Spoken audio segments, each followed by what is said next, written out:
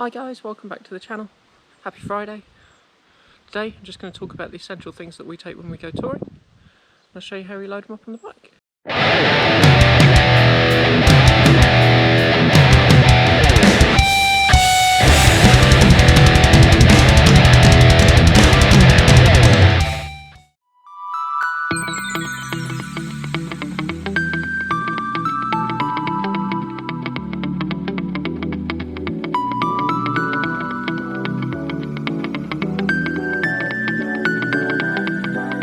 If you're new to the channel, my name's Sarah. I post motorcycle related content on YouTube every Friday.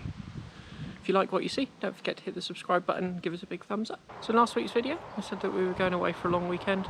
It is only a 3-day tour. We're doing quite a lot of miles, but it is only a 3-day tour. So we're actually only going to take one set of luggage with us. So we've got one bike without any luggage on. And my bike, my Blackbird, is going to have all of our luggage on for 3 days away. So let's get into it and I'll show you what we pack. As you can see, I've got 2 panniers and a top box on my bike. We are only going away for 3 days, so we'll actually have loads of spare space in these, even for 2 people. We're going to be spending the majority of the time on our bikes, so we won't be taking a huge amount of casual gear. But we'll have an ample space in all of these for different gear for different weather conditions, and a load of essentials, as well as all our clothes, our wash kit and everything else. My panniers and top box are all around 35 litres.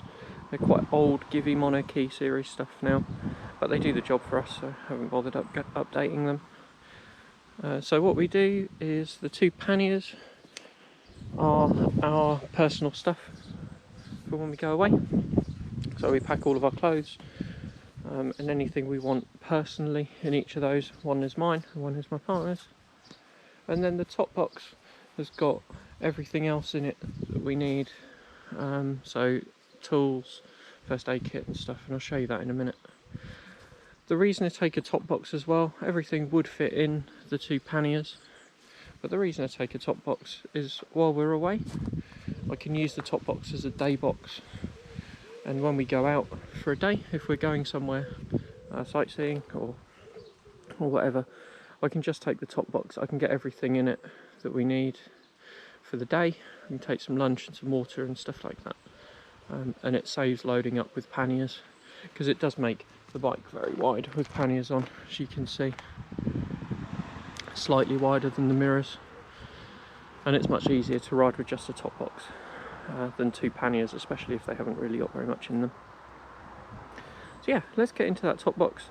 I'll show you the sort of essential stuff that we take with us when we go on tour. I'm not going to talk about clothes, I'm not going to talk about the obvious stuff like make sure you've got your documents with you. So this is really the essentials that we would take anytime we go away. Whether we're doing a short tour or a long tour, this stuff stays in the top box. So, first thing is I've got a little tub here which has got various charging leads. It's got spare SD cards in it for all my camera gear. It's got spare batteries for my GoPro. There's a little mini charging battery bank in here as well. I also carry a bigger one of these with me.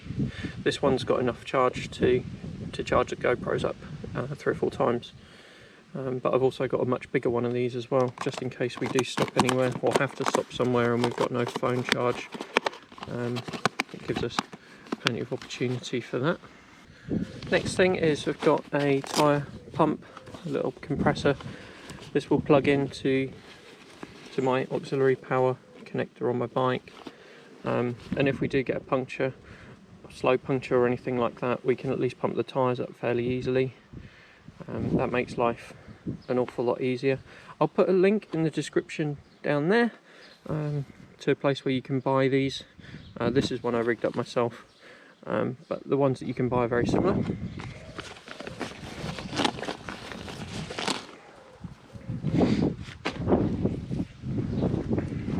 I always take a spare visor with me. Oxford do these visor protector bags. They're about 10 quid. They're well worth getting. They do stop your visor getting scratched up. The reason I take a spare visor is I ride with a tinted one during the day, and we try not to ride at night too much if we can avoid it. But this one just has my clear visor in, so if we are out, I can just swap the visors over. I don't get in trouble for having the dark visor on at night time. Next thing is my toolkit. This is my tool roll. I only take a few tools. I have breakdown cover, and while I'm more than competent and capable of fixing my bike on the side of the road, this toolkit just has a few absolute essentials in it. One of the main things is making sure you've got the tools to do your chain. Especially if you're going on a long ride, if you're going away for a long time and you're riding, say, 1,000 miles or more, the chances are you're going to need to adjust your chain several times on your trip. So it's worth making sure you've got a spanner that fits your axles and any other little spanners that you need to adjust to actually work the adjusters. A little pot of chain lube. This one's actually a Motorex one, and it's actually refillable, so you can refill this from larger bottles. So this is a nice handy travel size, as you can see, really useful. And then I've got screwdrivers, screwdriver bits, small pair of pliers and side cutters, a set of Allen keys, a little bit of electrical tape, and a length of cable. You never know when it might get you or someone else out of a muddle. And then I've got this, which is a really compact little ratchet. The head tilts through 90 degrees to give you a bit more leverage, and in the handle it's actually got a load of different sockets. So it's a nice compact little set that will allow you to do the most things on your bike. There's lots of different things available. It's just a case of putting something together that suits you. Also, make sure you've got a tyre pressure gauge with you of some description. You can get little pen ones, you can get little digital ones. Just make sure you've got a tyre pressure gauge with you, so you can check your tyres fairly regularly. And if you've got a little compressor like me, you can just pump them up. If not, you can just go to a local garage on your route and get them pumped up there. While we're on the subject of tyres, I also take a puncture repair kit with me. These are for emergency use only, but you never know when they might get you out of a muddle. They just contain various tools for patching up a hole in your tyre. They're about 10 quid. They're worth having, even if you only ever use them once, or maybe you come across another biker who might need your help. And it's part of what biking's about. You never know who you might come across who might need help, and you may be the person who can help them. I'll put some links in the description down there to various versions of this kit. There are lots of them, and they are about 10 quid, and they're all the same. So, tyre repair kit, puncture repair kit, well worth having. I carry a chain. The reason I take a chain rather than a disc lock is we tend to lock our bikes together. I don't tend to tour alone, we always tend to have two of us. And this chain is a long Oxford monster chain with a big padlock on it. And we find some, when we get to our destination, we chain our bikes together. It's not absolutely 100% going to stop your bike being stolen, but it's a deterrent. Lastly, my essentials is a first aid kit. Now, even if you aren't a first aider, it is well worth having a first aid kit with you. Life Systems, these guys, again, I'll put a link in the description below. Life Systems do lots of different versions of first aid kits. I've chosen to go with the Adventurer one. It's designed for people who are doing adventure type stuff. It's got most of the essentials in it that you would need. Certainly if you aren't a first aider. So these are about £20. They have got bigger and more expensive kits. If you're interested in learning how to use these, or use more of the stuff that's in these and how you could respond to bike accidents, remember this might not be for you or for the person you're riding with, but you might come across someone who's had an accident and you might be the only person with a first aid kit. So please consider getting a first aid kit to carry on your bike. Some of them are small enough to fit under the seats of your bikes.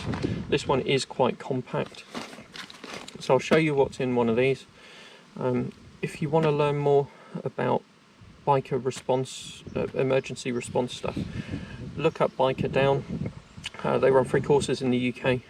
They're run by the fire service, and they will teach you the basics of first responding, basically, to a bike accident. So yeah, please consider getting a first aid kit to go on your bike. I'll show you what's in the adventurer kit now. And like I say, have a look on the Life System site. I will put a link in the description below, and you can make a decision on which one you get. So they come with various medications, gauze, tweezers, various dressings, stuff to create splints, large bandages. They come with sterile gloves and wipes. The only thing that I've added to the kit is a set of shears. Now these are really useful if you're at a scene and you need to remove anybody's gear for any reason, or your own, or if you need to cut any of this stuff. These are safe to use. They've got a nice tip on them, so you're not going to cause any injury to anyone.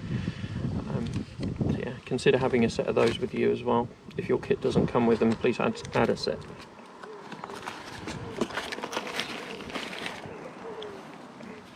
So that's it. That covers off all the stuff that we take that are essentials for when we go on tour. I hope you found it useful. If you did, give it a big thumbs up, and please consider subscribing to the channel if you haven't already. I'll be back next Friday with a video about my top 10 tips for beginner riders. So yeah, please come back for that. And then in a couple of weeks I'll have some footage from our trip away. So yeah, thanks very much for watching, guys. Ride safe, have a great weekend. I'll see you again soon.